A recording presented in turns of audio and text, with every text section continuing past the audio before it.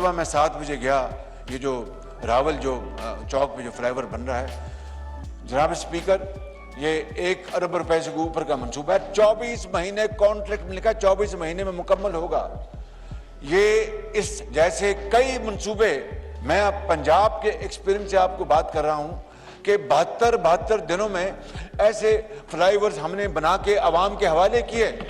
72 दिनों में उसको ठेका दिया इस हुकूमत ने, जो ब्लैक लिस्ट उस ऑरेंज लाइन में हुआ, और वो यहां से भाग गया हुआ है, पैसे खा के भाग गया, और वो मंसूबा ठप है और आप जाएं, कई महीनों से बंद पड़ा है।